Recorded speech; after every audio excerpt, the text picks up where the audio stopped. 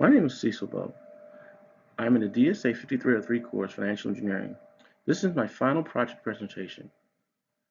In this presentation, I will go over a model that I built that will use the racial divide as a leading indicator for the next recession. I will then use this model to determine a rough time frame of when to make your next investment into the real estate market in the Atlanta area. Thank you, and I hope you enjoy this presentation. Here's a rough view of the project outline. I will use data from the Department of Labor and Statistics to gather data on the racial divide. Then I will develop a time series-based model to evaluate the racial divide and predict the racial divide over the next 18 months. I'll use these predictors to determine, based on the racial divide, when do I propose the next recession will occur. Then I'll also evaluate the housing market in the 30315 zip code and determine a time period that will be best to make an investment.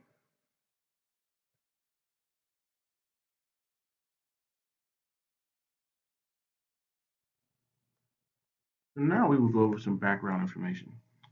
What is the racial divide? The racial divide is essentially the difference in unemployment rate between African American and white Americans. So what I came across was an article in Forbes magazine written by Teresa Kiladoshi, When is the Next Recession? Kiladoshi's hypothesis is that the racial unemployment divide is at its smallest right before the recession starts, and it's its largest in the peak of the recession. So as you can see, in 2007, the racial divide was roughly 0.9%. In 2011, even after the recession was over, it was still peaking, but as it goes back down, heading towards what is supposed to be the time period of the next recession, it's getting back to a rate of roughly 1.1%. In this slide, I just wanted to show you some of the recent recessions from 1973 to the last one that ended in 2009.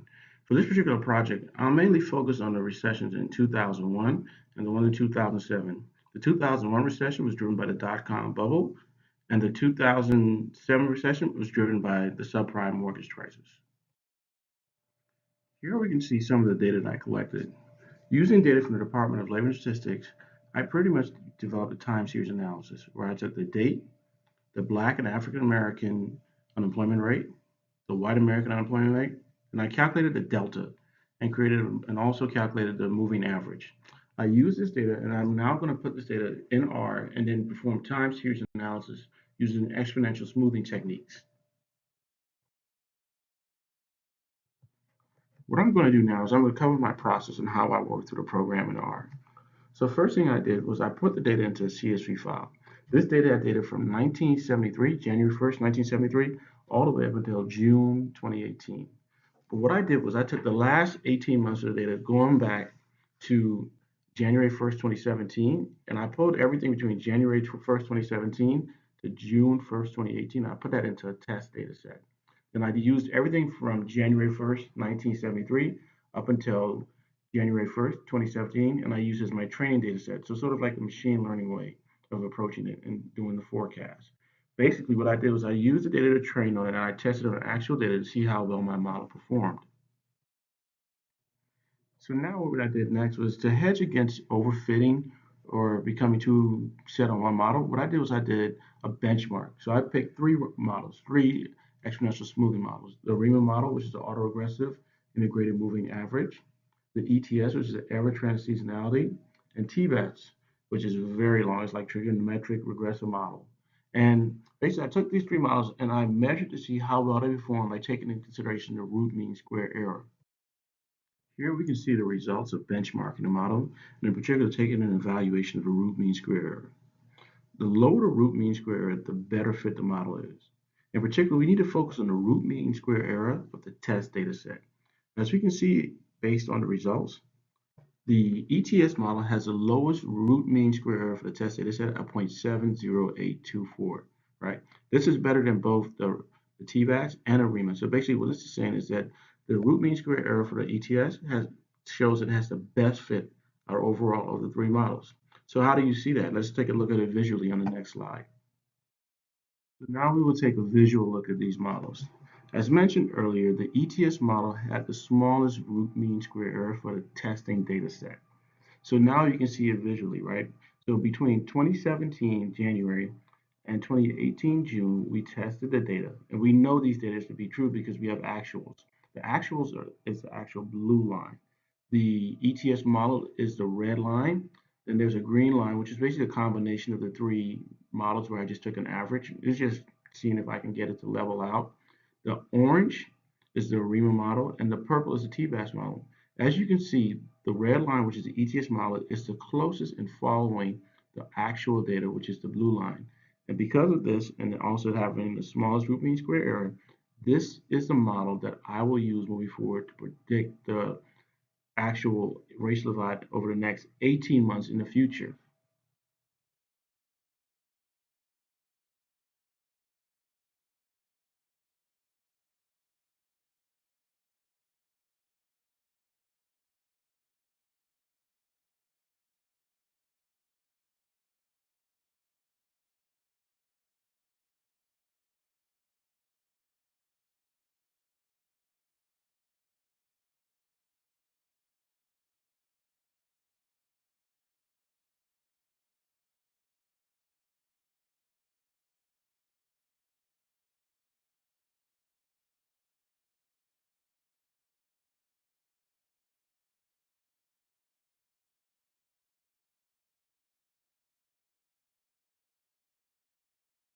Here we'll move on and we'll look at the projection forward. So here it is. I've taken a projection moving on from June 2018 and taking it out 18 months in advance to December 2020. I've plotted the actuals versus the ETS forecasted. And based on the visual, it appears that the racial divide seems to be in a cyclical nature moving forward, and is hovering roughly around an average of 1.4%. This is showing a relatively strong economy and overall decrease in the racial divide as we move towards 2020. Thus, based on Giladucci's theory, the economy seems to be primed for another recession because racial divide is relatively low and staying there. Historically, there is usually an event or a series of events that drives a recession. Most recently, in 2007, it was a housing crisis that drove the recession. The 2001 recession was driven by the dot-com bubble. So there has to be an event or a series of events moving forward that would have to really push the next recession into existence. I'm going to take some time to introduce a concept called technological unemployment. One of the upcoming events that may drive the next recession is the initial shock of unemployment that results from the automation and the use of machines to complete monotonous daily work activities. In January, City and Oxford published an article, Technology at Work version 2.0, and concluded that across the OECD, the Organization of Economic Cooperation and Development, 47% of jobs are at risk of automation in the United States. This data also correlates with a recent report completed by McKinsey Consulting, which found that roughly about 50% of jobs could be potentially automated by 2030. Across the board, the shelf life of employees' existing skill set is expected to shorten, and even if the jobs aren't fully eliminated, a work will have to shift or adapt to a new set of core skills. Robotics and machine learning, for example, are likely to substitute specific tasks and free up workers to focus on new ones in the same occupation. However, this issue may be easier to overcome for younger workers, but for, let's just say, workers 55 and older, they may find that reskilling tasks to be somewhat more difficult, and especially ones in businesses that have become obsolete due to automation of redundant tasks. It is this period of transition that may spark the next recession as workers with antiquated skill sets lose their jobs due to automation and artificial intelligence, and new talented workers enter the workforce with updated skill sets. Couple this along with the ability of 44% of companies identified in the Towers and Watson study to be proactive in training existing employees to handle new tasks. And there now exists potential for a perfect storm leading to the next recession. This is actually warned by Mark Cuban, Bill Gates, and Elon Musk about the technological unemployment that America is going to be facing in the next few years.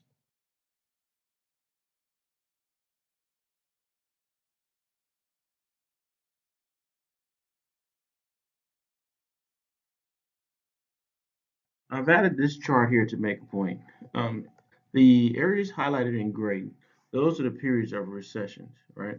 And what I want you to do is see the decrease that you see in real personal consumption during periods of recession. We see it going as low as 2.5% and hovering somewhere below the zero mark.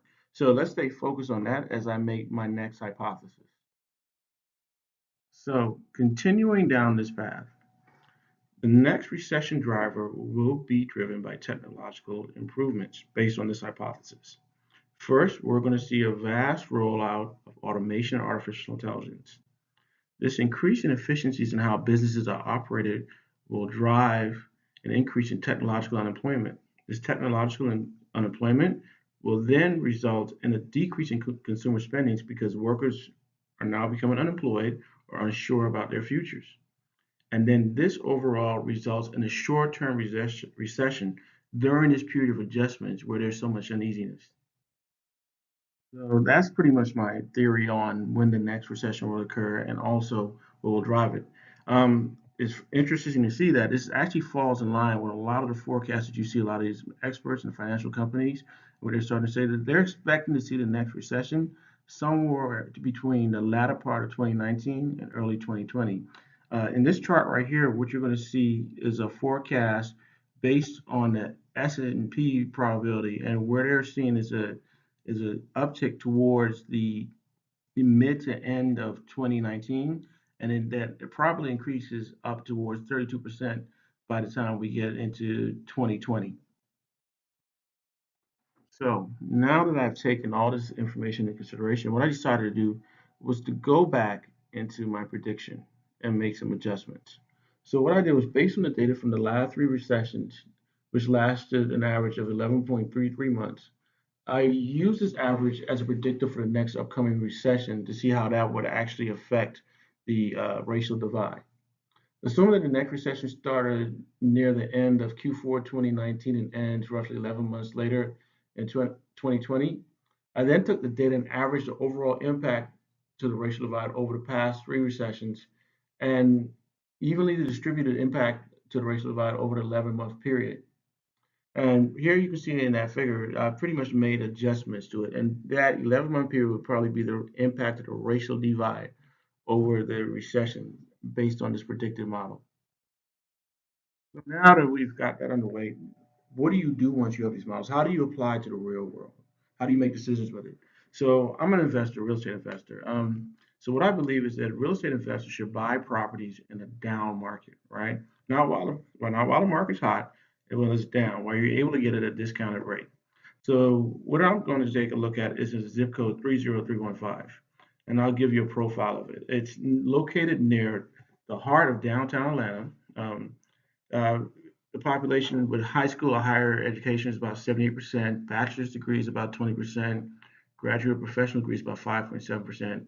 It's a high African American community. Median household income is below state average. The values are below state average. High renting. So this is an area that would probably be highly affected by technological unemployment. So if it's affected by technological unemployment and there's a decrease in spending, there's probably going to be an increase in foreclosures in this area. So this is a prime area, prime opportunity for a savvy investor to invest in this area. So here's the good stuff. So now we're going to study some trending and some actual numbers in this market over the past few recessions. The dot-com recession did not affect this area so much because this is a primarily African American working class uh, environment or demographic makeup, right? But the 2007 housing recession did, because here you had a bunch of overinflated houses at really high, at very low interest rates, but all of a sudden ballooned up on some of the people in the zip code, right?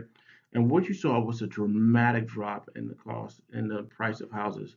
You can see that you can get a one-bedroom house for as much as a 50% discount, right? So you're dealing with discounts somewhere between 50 and in some cases, the four bedrooms, you were getting them at literally 30 to 40% discount. So there was tremendous opportunity in this area during the last recession. I don't think that during this next upcoming recession, there will be quite the opportunity. But one of the things you need to pay attention to is that you don't pretty much invest right at the incept of the recession. You want to let the recession take its toll and say somewhere like maybe 7 to 8 months into the recession, consider investing, and then also in the recovery period because it takes some time for houses to go into foreclosure. So as you can see in the 2000 recession, that your low point actually came in 2011, which is actually somewhere like a year and a half after the completion of the recession, because you're still in the recovery period, because that's when when those properties are finally in foreclosure and now becoming available for sale. So in conclusion, what we want to focus on is that basically what seems to be the case is that based on Carducci's theory and using R as my time series modeling, the racial divide seems to be at a low point averaging at 1.4% moving forward. So in order to see another recession, because this seems to be very strong, there has to be an event or a driver that pushes us into the next recession. Um, but based on that, what I'm seeing is I think that the technological unemployment that's definitely coming, because obviously we're in this data science and analytics program and doing it online because we're trying to prepare for our future jobs, correct? But the people that are not in a position where they can reskill and retrain and move into these areas, they're susceptible to these layoffs. And these layoffs will affect consumer spending. So if there's less money being spent, there's a slowdown in the economy. It's all like a butterfly effect. So from that perspective, I think that if you're smart enough to make investments or make decisions, I think it would be great time to take advantage of distressed properties at discounted rates, um, maybe 8 to 16 months after the recession. And also take the time, of course, to, if you have people that may be in these type of situations potentially, take the time to prepare and retrain for jobs because this is it's a very serious issue and it affects many families. I'd like to thank you guys and I hope you enjoyed the presentation.